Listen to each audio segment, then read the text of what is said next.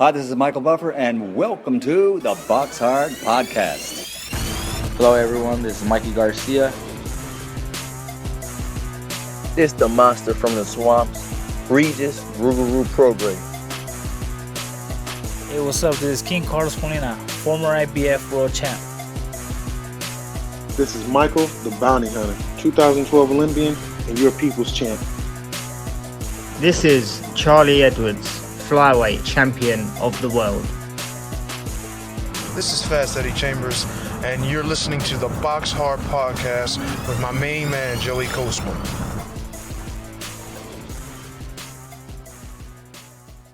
Hello everybody and welcome to episode 310 of the BoxHard Podcast. I'm your host Joey Coastman. I'm joined of course by the former heavyweight world title challenger himself, Mr. Fast Eddie Chambers. Eddie, how you doing, man? I'm good, my man. How about you? I'm doing very, very well. It's a big week for the podcast. This podcast marks the 310th one. Like I say, 52 weeks in a year. We missed 2 shows once. That's why we haven't had 312 podcasts, but we've had 312 weeks since the podcast started, 310 podcasts now with this one. So yeah, it is our 6-year anniversary the day this goes out on Thursday, so that is incredible. Thursday the 23rd of September. So yeah, it's been a wild 6 years. I just want to thank all the loyal listeners that I'm sure will be listening to me as I speak right now, and of course all the guests that we've had on over the times. Like we've had, I think it's 120 something world champions, hundreds and hundreds of guests, and just everyone, yourself as well, Eddie, the co-hosts that have joined me over the years, and myself and you have got a good thing going here. So I just want to thank you too while you're here. Not a problem, man. It's always good to be a part of something great. So let's just keep it going. Let's keep it going. Right, let's dive straight into the review part of the show. We're going to start here with a card that took place on Thursday at the Quiet Cannon Country Club in Montebello, California, USA. Over here, just one fight to mention, the main event, Sergei Bohachuk, the Ukrainian fighter, now 20-1, a KO in round 6 against Rafael Ibokwe, who's now 16-3. Sergei Bohachuk once again doesn't go the distance, so 21 fights now. He's never been the distance. A KO in round 6, like I say. I think the corner of Ibokwe stopped the fight there. Moving out now to the 2300 Arena in Philadelphia, Pennsylvania, USA. Over here, Jesse Hart returned with a win. It was his 30th pro fight. He's now 27-3. A unanimous decision wide in the end against Mike Guy, who's now 12-7 with a draw. Mike Guy, very, very tough. On last week's show, we had John Ryder on. John Ryder boxed Mike Guy, couldn't get him out of there. Jesse Hart couldn't get him out of there. I think he's only been stopped once in his 7 losses. That was pretty much how I expected it to go. A wide point win for Jesse Hart. Moving out now to the Mecca in Regent Circus, Swindon. Just one fight to mention over here. We're flying through this review part. This is the final fight of the review part to mention. Luke the Duke Watkins, friend of the show, now 15-2. A KO for him in round 1 against Tyrone Williams, who's now 1-3. Like I said, I've flown through the review part there. Not too much to go over from last week. Just before we bring in our guest, it's now time to thank our sponsor. This podcast is sponsored by Manscaped, but the opinions expressed are those of myself and former heavyweight world title challenger Eddie Chambers. As you should all know by now, Manscaped are a leading brand in below-the-waist grooming. You've either heard of them or you haven't. If you have heard of them and you're on the fence about placing an order, I'm here to help you with that decision. If you haven't heard of them, then I seriously need you to listen up. I have tried a range of their products now, and I'm giving my honest opinions based on my own experiences with these particular products. Now, the Lawnmower 4.0, which is used for trimming your bush, has an incredible battery life. I haven't yet charged it, and I've had it since early August, and I turned it on again today. It's still perfectly working, so the battery life is quite incredible.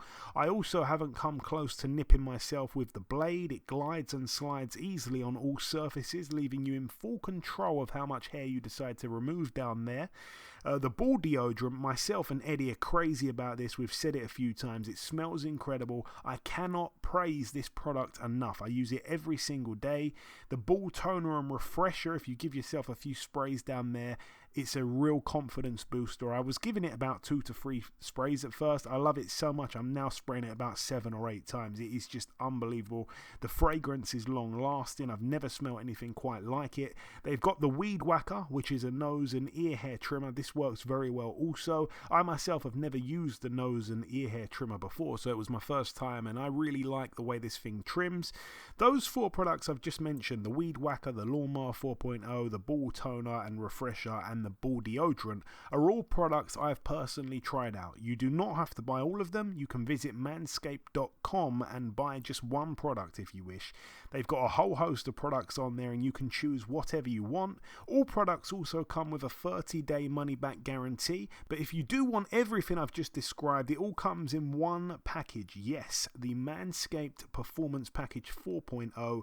You'll get everything I described, and you'll also get disposable shaving mats and 2 free gifts, a pair of anti-chafing boxer shorts and a travel bag, perfect for keeping your Manscaped products inside.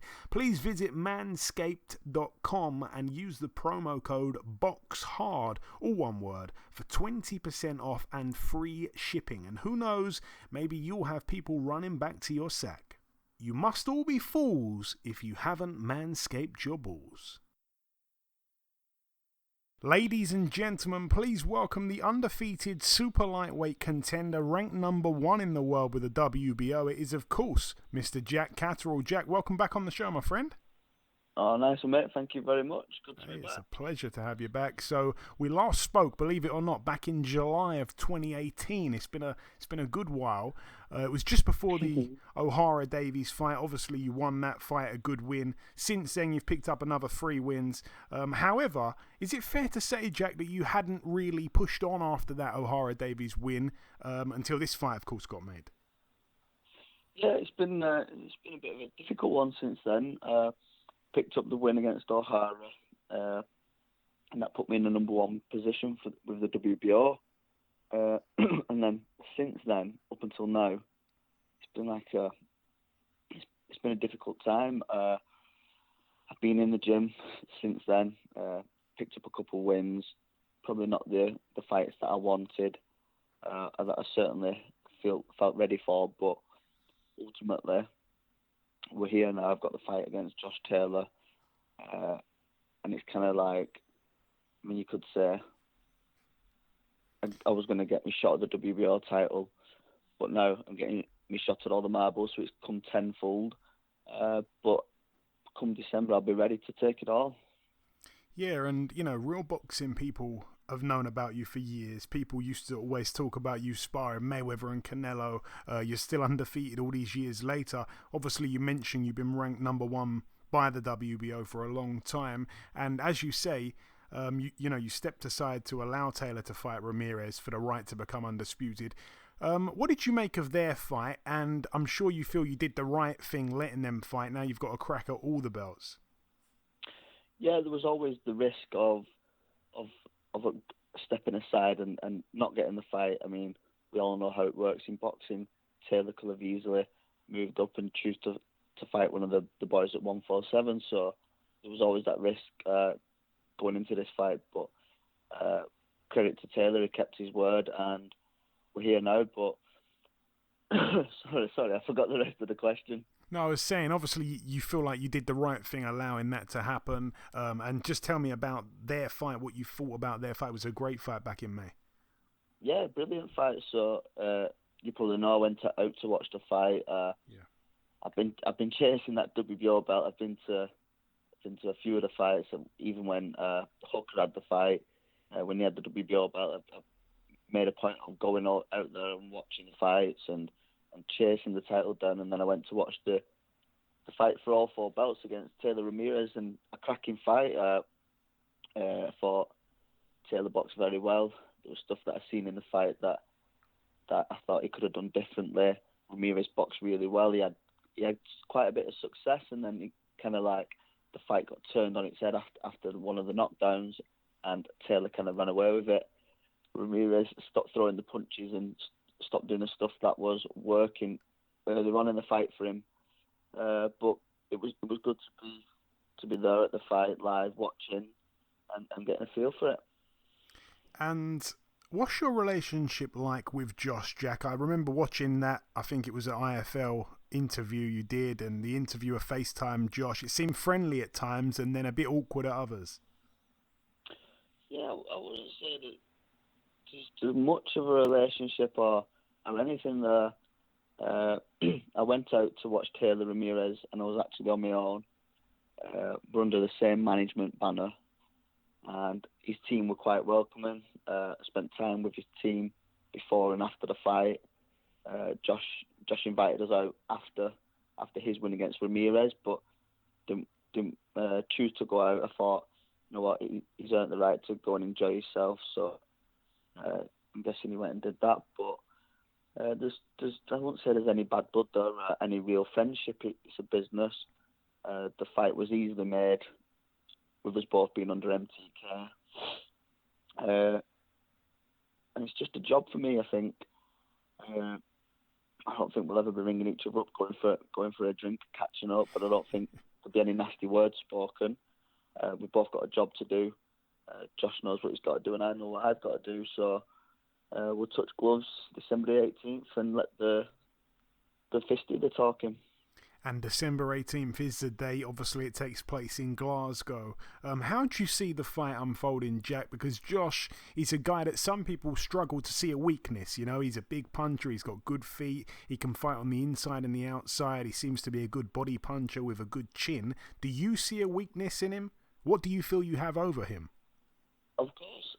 I feel like come December the 18th, all the stuff I've been working on, it won't just be a case of having a 12, 14-week training camp. This is the time to put together everything I've been doing over the last 10, 15 years. And I don't believe I've come to my peak yet. I think that's still in the future. But I believe I'll be able to match Josh for all them things. But ultimately, I think I'll be able to take away his strengths and show what I can do. I think a fighter like Josh, that's explosive, that starts fast, that comes forward, that can do all them things you mentioned. I think that will only raise my levels and show what I'm capable of. And I truly believe that December the 18th, going into that fight, I will be in the best condition I've ever been in. I'll be able to go out there and show the world what I can do. Yeah, I'm so much looking forward to it. Obviously, Jack, you're coming off as well. It must be said, the career longest layoff, 13 months. Is that a concern at all on your part? Listen, it's not an ideal situation. There was probably a chance to get a fight in between that, but the way it worked out, it had been too close and too high risk to have that fight. Going into fighting Josh, being the risk of getting cut, injuries, etc. But there'll be no excuses my side. I've been in the gym with my strength coaches, with the boxing coaches, with my running coaches for however long. I've certainly not took my eye off the ball. I've been sparring regular stages where I've needed to have sparred. I've been living well, and I'm ultimately preparing the best I can to beat Josh. So no, I think I was speaking to Callum Smith after he was out the ring for X amount of months, but there's options to come back at a lower level, and I think I'd have done myself an injustice doing that, coming back, beating somebody I should beat. I don't think I'd have really got the kick for it, but we've got the fight we wanted. It's time to put everything together in camp and put on a performance. And I think last week or the week before, we saw Matchroom annoyingly announce that on the same date as you, we're going to get the rematch between Chisora and Joseph Parker. It's not ideal for anyone. Is that something that's annoyed you a bit? It's annoyed us as boxing fans for sure. Yeah, for me, I mean, it makes no difference to me. I'll be focused on me, but I guess for the boxing fans, for the mad boxing fans, it's not ideal. I mean, I'm only 30 minutes from Manchester where the fight's going to be. But I've certainly not heard anybody say to me that I've already said they're coming up to Glasgow to watch this fight, change their mind. So hopefully it stays that way. It's not ideal, but I'm sure a lot more people would rather see me and Josh fight than that fight again. He's not even put the undercard together yet, which I guess is going to be a big undercard. So listen, I can only focus on what's in front of me and pay no mind to whatever the promoters are getting up to. And it is a big fight week. I've got to ask your prediction. Joshua, Usyk, everyone just has no idea. They're like, Usyk, Joshua, knockout points. No one's got a clue. What's your viewpoint on that one? Yeah, a couple of lads and girls in the gym was discussing it, and everybody seems to be pulled a different way. But the way I think it unfolds is, I think for the first 6 rounds or so, you're not going to see too much in the rounds. I think we're both quite cute. I think after the 6th round, after the midway point, I think we're going to see Joshua put it together then, and I'm going for Joshua late stoppage or Joshua points. Joshua late stoppage or Joshua points. Okay, yeah, I agree. I think it's going to be quite cagey early on. We shall see. I want to ask you as well, if you have one, Jack, I don't want to put you on the spot at all. If you've got a final prediction for your fight, do you see it going all 12 rounds? I certainly believe I've got the power to hurt Josh, but I'm just going to go out there with the intention of beating him good and clear. I expect no favours off the judges, going up to Scotland in his hometown, taking all the belts. I'll be going out there to do everything I can to make sure I do it in style. Absolutely. And just finally, Jack, before we wrap it up, if you've got any closing words to the listeners, like I say, you haven't been on for a few years, you're back on, and you've got, the biggest of fights possible right in front of you. Yeah, just thanks again for everybody who's been supporting us throughout the years. We're back at December the 18th. We've not took our eye off the ball. We've got the biggest fight of my career, and I hope everybody can tune in Sky Sports and come and support us. There we go. Well said. Will the 4 belts be going back to Chorley? We shall see. December 18th. Listen, Jack, it's been a real pleasure catching up with you. Best of luck for the 18th of December, and we'll catch up sometime after, I'm sure. Oh, thank you very much for having me on. God bless, and hopefully we catch up soon. Okay, now it's time for part 2 on this week's show. This part, of course, the news part of the show. We're going to start here with a piece of news. I think we should start with this one. Conor Benn has signed a new multi-fight deal with Matchroom. I'm not sure how many fights they have signed for, but he's going to be there, of course, for a multi-fight deal, so that means 2 or more. I think they're looking at him perhaps returning in December, so that's good stuff there for Conor Benn. We have the news that Richard Schaefer is launching has launched a new boxing and media company. It's going to be called, well, I'm not sure how you pronounce it, but it seems like it's Probellum, which is like, it's spelled Probellum. I don't know if that's like Probellum or Probellum or Probellum. It can be said many different ways. But anyways, they're looking to do big things apparently in the sport. Richard Schaefer, friend of the show, I remember having a long in-depth interview with him. He was great to speak to. I remember when you call up his office, you wait for him to answer the phone, and you've got Michael Jackson Thriller playing while you're waiting for him to pick up. But anyways, back to the serious stuff. Yeah, he's launching this company here, and they're looking at putting on some huge shows and working with all types of promoters. He's trying to kind of eradicate these egos that we see between promotional companies and other promotional companies and networks. He wants to work with everyone all around the globe, and he's talking about heavily investing in grassroots boxing worldwide. So that'll be interesting, because Richard Schaefer is quite good at what he does.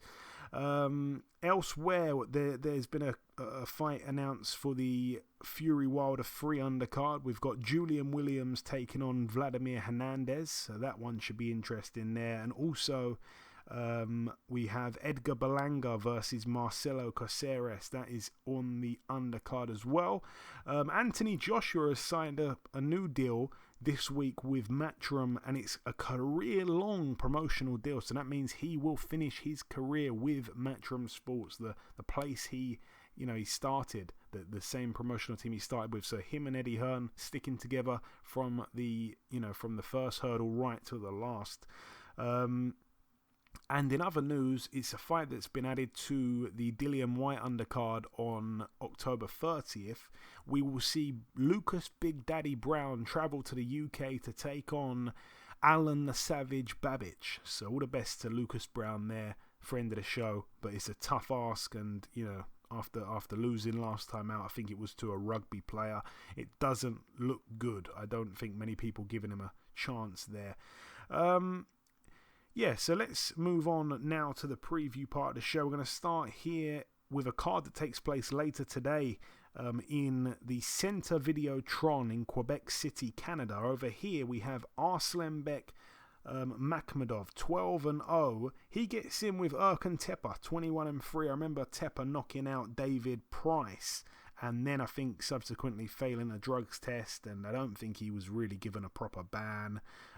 Very, very strange circumstances. It was supposed to be a no contest, and then they didn't make it a no contest with David Price, and it's just kind of been hit and miss from there. He lost to Christian Hammer, Marius Wack, Robert Hellenius, and here he is. I mean, he hasn't beaten anyone with a winning record since 2017.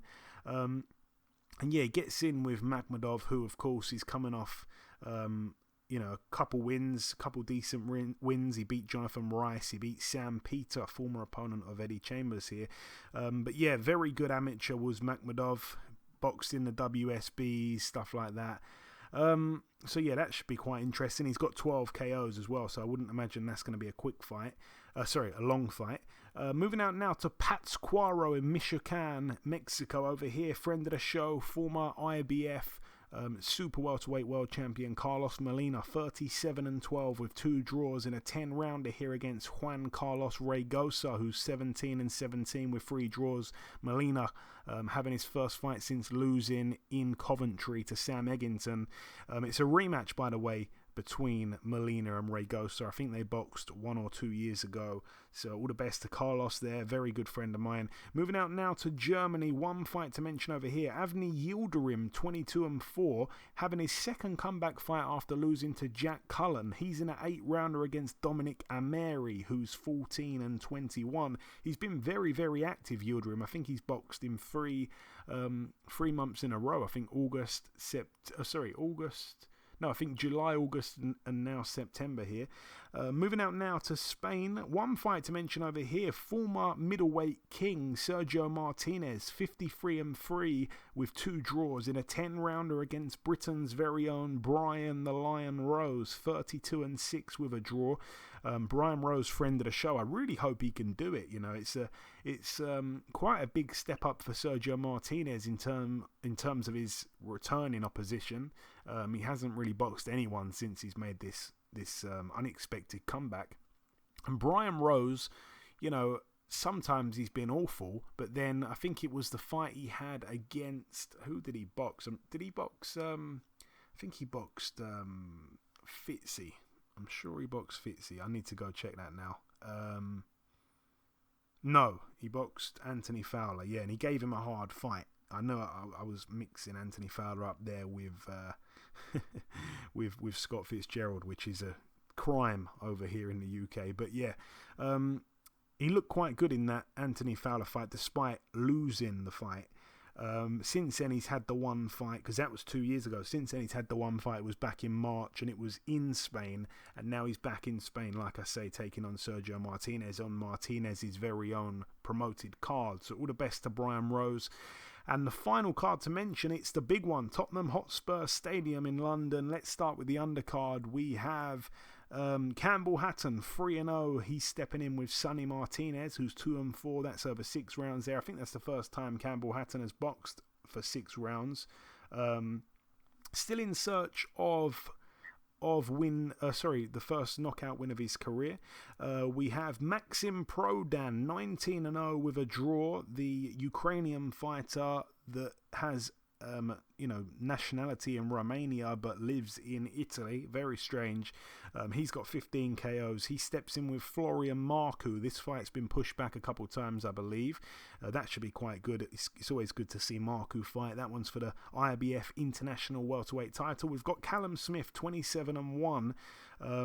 coming off that loss to Canelo back in December, and he is moved up in weight here to 175. He takes on Lenin Castillo, who's 21-3 with a draw, 16 KOs, never been stopped in his 3 losses, which came to Marcus Brown, Dimitri Bivol, and Joseph Williams. So good company.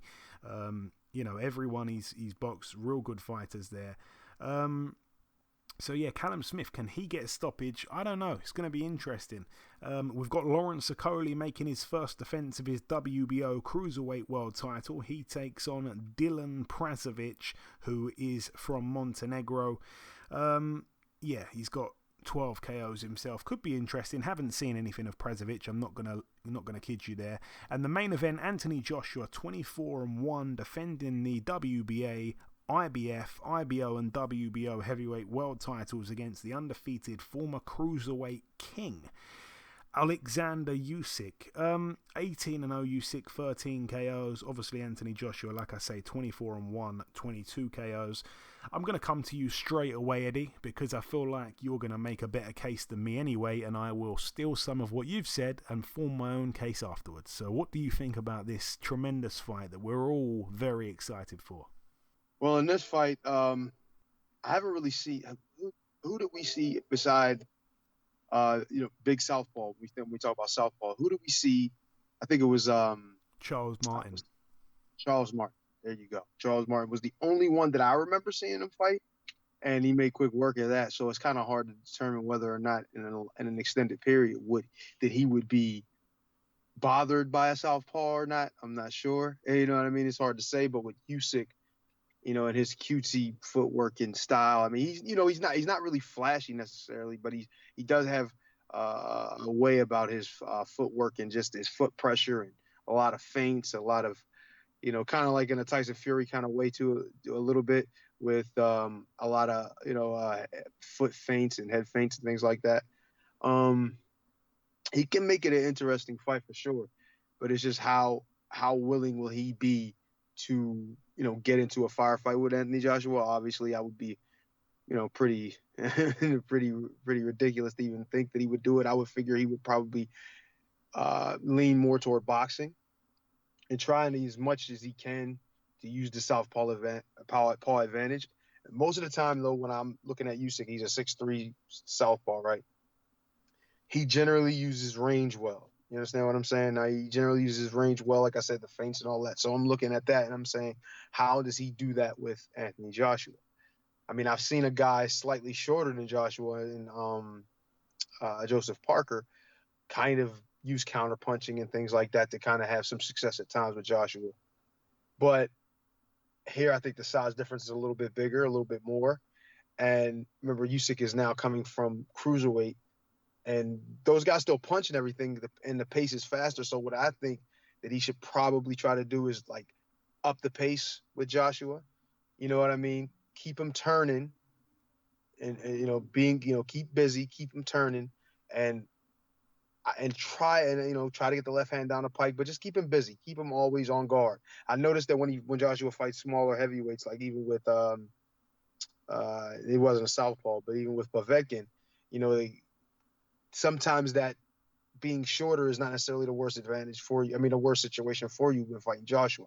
Seen the same thing with what's the other guy's name? Dark-skinned kid guy. I can't remember his name right now. That Joshua fought. He made it really, like, at times he was really making Joshua miss a lot. Takam, yeah. Like, so Joshua and Joshua likes to use the uppercuts, and he likes to get in and throw combinations. So, you know what I mean? I do feel like Usyk can still maybe up the pace, keep it a little faster, but at the same time keep him turning, keep him moving. You know what I mean? Maybe make it interesting. But other than that, it's hard for me to make a case for him because it's just gonna be because he's not the biggest puncher. I mean, he's had good success at cruiserweight. But as a heavyweight, I haven't really seen much. I mean, obviously with Chaz, but with Chaz, Chaz was coming off of how long of a layoff, and you know what I mean. He wasn't really himself. But just looking at the situation, is you don't think that he's going to get in there and stop Anthony Joshua or catch him. So he's going to have to look for a decision. So the only way I feel like he can do that is bend the range And what I mean by that is in and out, keep him guessing, a lot of feints. You know what I mean? Try not to get on the end of his shots, but at the same time, try not to be too close and get caught with combinations or putting yourself at risk. I know it's going to be a tough puzzle to solve for Usyk, to be honest. Even though I think he does have the pedigree to do it. He just got to figure it out. And it's a tall task, pun intended, with Joshua being 6'6" and all that. But I think he can figure out something. And like I said, he can keep the pace high, make him work harder than he wants to work. Sometimes maybe put his foot on the gas a little bit more. And if he can get him a little bit gassy toward the end of the fight, maybe, then he can start to possibly walk him down if he's tired. You know what I mean? And then make the fight a little more his. But as I'm looking at it now, and just thinking from round one on, he's gonna have a danger zone he's gonna be in for the first 3 or 4 rounds. Anthony Joshua would be real dangerous to walk in on. So I don't know. I'm trying to think of ways for Usyk to be effective, and I shouldn't have to think of but so much. I mean, he's got a lot of ability, a lot of things that he does well. But in the heavyweight division, man, it's just he's going to be on the small end on most of these, and some of these guys like Anthony Joshua are really athletic. So it's hard to say if he can beat any of them. I see the fight as a brilliant fight. I've been looking forward to the fight for ages. There's a hell of a lot of people, including myself a tiny bit, that felt the fight wouldn't even happen because it's such a risk, I think, this fight for Joshua. And I said it a long time ago. I picked Usyk to win the fight a long time ago. I am actually sticking with that. I want to kind of come to you about a couple of things that I consider in my pick. If the fight goes late, I think Usyk would take over in that area. I don't think Anthony Joshua, I don't think it's going to be a good thing if Anthony Joshua's in round 10, 11, stuff like that. Which is weird because what I'm about to say is almost going to completely counter that. Anthony Joshua hasn't got an early knockout since Eric Molina almost 5 years ago, so that would say that he still bangs people out late, like Pulev in the 9th round last time out. He beat Ruiz obviously on points. The fight before that, he gets knocked out by Ruiz in round 7, but before that, a win against Povetkin in round 7, Parker decision 12, Takam KO 10, Klitschko KO 11. So I think the Joshua gas tank kind of question marks have been answered. I think that he doesn't necessarily tire late on and doesn't carry his power late on, I think is probably more accurate. But I still think that the later it goes, the more Usyk warms into it. I don't think Usyk's gas tank can be questioned at all. We've seen him, be in all kinds of fights against all types of styles, against Michael Hunter, for example, against Derek Chisora, for example. Obviously, Usyk hasn't looked so great at heavyweight. That has to be took into account.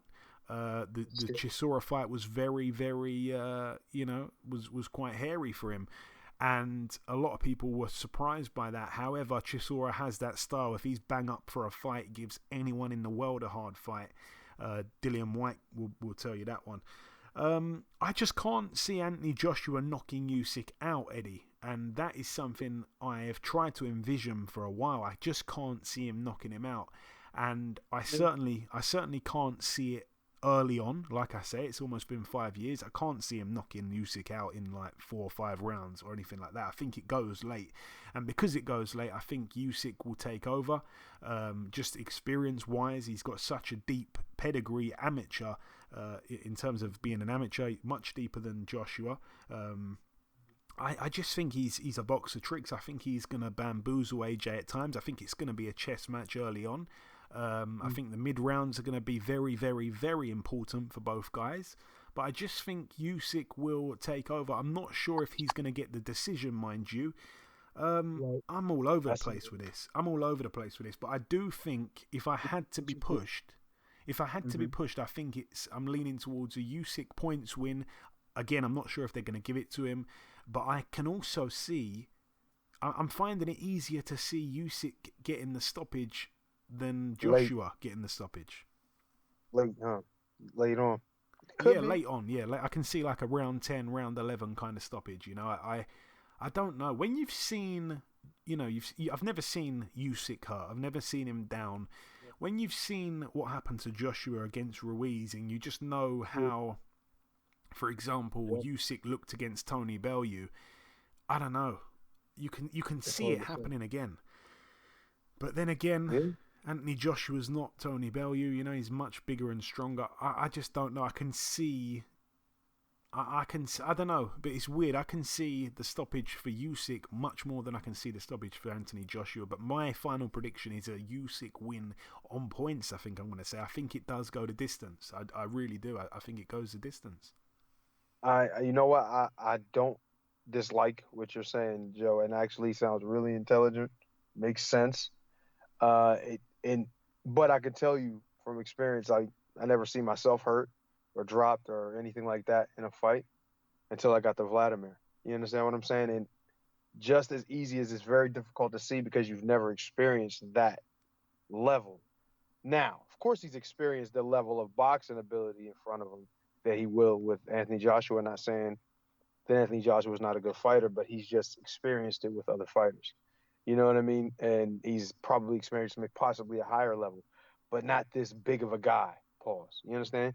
Not this big, because he's a different animal in that, and then he will put punches together.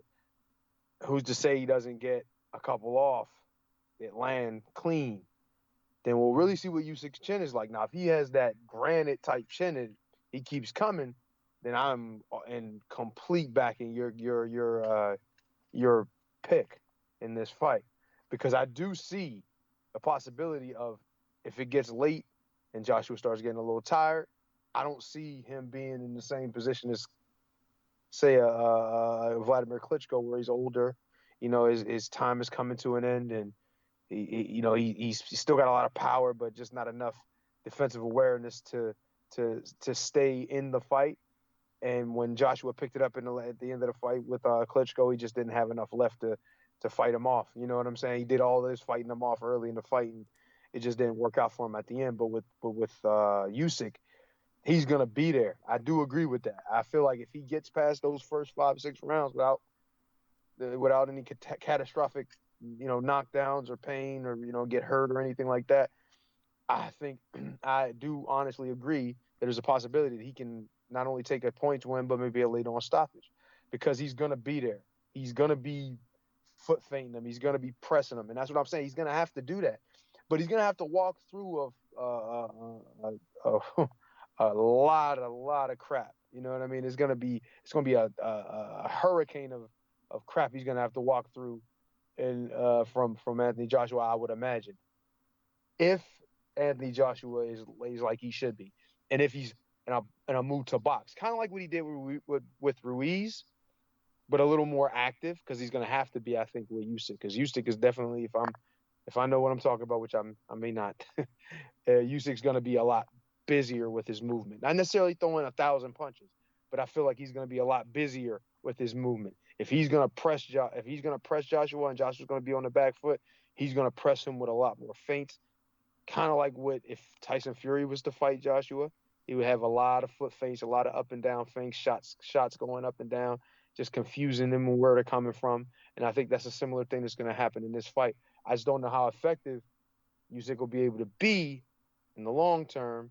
I mean, in the short term, the first round or so to the sixth round, when I feel like he gets Anthony Joshua on toward the end of his gas tank, and then turns it up. If he can get that far without getting caught or getting hurt, he may have it, and I may have to, I'll be eating crow because I'm about to pick Joshua. Probably I would, if I'm gonna say, I don't want to say stoppage, but I feel like that's I don't know. I don't even want to say. I don't want to say, because I'm in agreement with you. I've never seen Usyk hurt, so I can't really say that that's gonna happen in this fight. But I feel like Joshua probably, if he's gonna get him, he's definitely gonna get him like mid rounds. But I don't know. We'll see. Yeah, I just can't see it. I just cannot see it, especially mid rounds. And I go back to that earlier point about him not getting a knockout in less than 7 rounds for almost 5 years, and I think there was just the one against Povetkin in that kind of time zone, but time frame. Sorry. No, it's a great fight. It's a great fight. I think that Usyk has to be very mobile, as you say. Of course, he has to be. It's a no-brainer. But I think that if it comes into the fight or it comes a point in the fight where one man is being backed up and one man's being pushed back, that you think it's Usyk, yeah.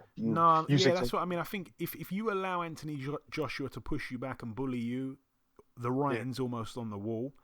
I think if Joshua is pushed back, though, which we know Usyk can do, he can come in, different angles, stuff like that, different punches. He's certainly got the ability to do it. If he can do that, then Joshua's in a whole heap of trouble himself. But I think Usyk should, not go back in straight lines. I think he's much smarter than that anyway. I think he's going to be a little bit Lomachenko-esque in terms of the way he pops up with different punches from different angles and stuff like that. That's what I think is going to happen. I don't think it's going to be back and forth. I think it's going to kind of be a bit of a chess match in the middle of the ring, Eddie, actually. I hope, for Usyk's sake, I hope that that's really what it is.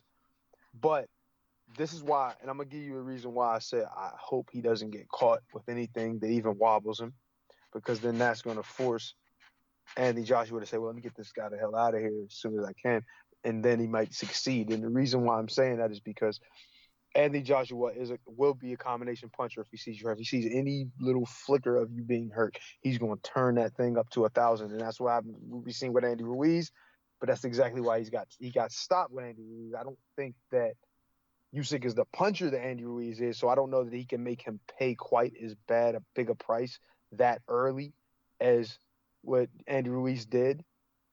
But I feel like Joshua's shot is to maybe, like I said, catch him early and then just be real busy. And it's like, when I look at a guy like Usyk, I don't want to extend this too much, but when I look at a guy like Usyk, when he gets comfortable, he can be dominant, right? And especially with his boxing ability, he can be really dominant. So it's like, if you're going to get into a fight, it's kind of like I remember hearing Andy Lee say it. Somebody told me Andy Lee said this about if he was to fight a guy like Floyd or somebody, it would be like, I wouldn't be fighting them for a decision. I would be fighting them to get him out of there, because there's no way that I'm going to beat this guy in a decision over a long fight. My best hope is to give it all I got up to 6 rounds, and if he's not gone by 6, my chances, my time is passed. You understand what I'm saying? So what I'm looking at, and I know this sounds ridiculous because Anthony Joshua is the man, he's supposed to be the man. But if Usyk gets in there and proves that not only is he able to hold his own, but he's in control, Anthony Joshua is going to have to treat it just like that. He's going to have to treat it like, look, I didn't come in here to win a decision, or at least, me adjusting. I'm going to have to adjust to the fact that I'm not going to beat this guy by decision. I got to get him out of here. And I feel like that's why I'm saying, if he's going to win the fight, especially if he starts to get comfortable, Usyk, he's going to have to get him out of there from the beginning to the middle when he's at his strongest, because if he doesn't by then, he's going to be struggling late on. Yeah, no, you make excellent points, Eddie, as always. You do, but I just want to look back at, and again, this is going to be very brief. I just want to end on this, and I'm not a Joshua hater at all. Like, I can honestly say I've met the guy a number of times. He's a guy that walks in the room, the whole room lights up. He's a special individual. I'm telling you that now. I've been near him enough times, and he's got that about him. He really does. I'm not sure Tyson Fury has it, to be completely honest, but he does. He's got something special about him. But back to the fighting. When you talk about, because I want to kind of think about who is the best opponent that Anthony Joshua has knocked out, and you've got to really think about that. Who would you say, Eddie, is the best opponent he's knocked out in your opinion? Because I think it's either 39 years of age Povetkin, 39 years of age Pulev, or 41 years of age Vladimir Klitschko. They're all 40 years old. Yeah, that's true. That's true. And I would probably say Vladimir. But to mirror the fight the best, I would probably say Povetkin to mirror this fight. because Povetkin's near the same size, maybe a little shorter, to be honest, than Usyk. And I'm looking at the way Povetkin fought him, and he fought him tough, tricky, crafty, good puncher, but not a real knockout guy. Not saying that actually Povetkin actually could knock you out, but and I just think that if we're gonna look at those similarities, I'm like, yeah. And I feel like Usyk is a much better defensive guy than any of those fighters we mentioned, that's what makes the fight interesting. And that's what makes the fight go into the late rounds. And he's, like you said, Joe, you made this point by saying he's younger. Obviously he's younger, but he's in the prime and he's really ready to go at this point. And he's really ready to become a star. So he's looking at it that way. Like without a doubt in my mind, when Usyk gets in there, he's looking like I'm about to just destroy this guy. And you know what? I'm not taking off. I'm not going on. I'm not reneging on my pick. But I am saying I can see it happening 100%. I could see it happening when the fight was signed. And we was talking about it before. It's not impossible. And really, I should be backing Usyk because he's more like me in this scenario than the other way around. But it's just if I'm going to watch this fight and think that a guy like this is going to win 90% of the time, 95% of the time, it'll be by decision. I just don't know if he's going to be able to get that. So I'm going to have to go with my decision would be to go with Joshua mid-rounds. And the reason is because he can't allow Usyk to get comfortable. And if he allows Usyk to get comfortable, he's then going to be struggling late, and what could happen there. And I just don't think. I think once he starts to realize early on, especially if Usyk is sharp, he's like, I'm not waiting on this dude to be pot shot me at the end of the fight. Hell no. And he starts picking up the pace, and he may catch him, which I'm figuring is probably going to end up happening early. Maybe he gets him in the middle rounds. And I feel like honestly, that's probably his best bet. That's just me saying it. But we'll see what happens, Joe. We'll see what happens, but yeah, on Anthony Joshua's career, there's a lot of knockouts against guys who are old. Obviously, we're not going to even go into Matt Skelton and Michael Sprott and Kevin Johnson, people like that. But I mentioned the knockout of Vladimir Klitschko, the knockout of Alexander Povetkin, and the knockout of Pulev, all guys that were 39 or 41. His other knockouts against people that I'd say are more so in their prime would be an Eric Molina, Dominic Brazil, or Charles Martin, but how good were they? The only one that is a really good one, I think, against a guy who was young enough was Dillian Whyte. I mean, you can't take that away from him. Great way to do it. But again, Usyk, I think, is head and shoulders above all those guys. But I could be wrong. That's just what I think. I think like all my money is on it going into the second half of the fight. And it's going to be interesting who's got the gas in the tank, who's got the power, and who is winning on the judges' scorecards. That's what I think will be interesting. But I think it probably goes the distance. But anyway, that's it. We've spoke about it for long enough there. That is it for the preview part of the show. Just before we wrap this up, the final thing for me to do is to come in with the outro, which I'll do in just a few seconds. Okay, and this wraps up episode 310 of the BoxHard Podcast. I've been your host, Joey Coastman. Eddie Chambers has been with me for the duration of the show. A huge thank you to our special guest, the undefeated #1 ranked super lightweight by the WBO in the world, Mr. Jack Catterall. An even bigger thank you, of course, to you, the listeners, for helping us get to where we've gotten to. 6 years of podcasting. It's the 6-year anniversary this week. It's been unbelievable. So a huge thank you to yourselves for that. A huge thank you also to our sponsor, Manscaped. Remember to check their website out and use the code BOXHARD for 20% off and free shipping. You will not be disappointed. But that's about everything from myself. Enjoy your weekends, people. Stay safe, and we shall see you all again next week.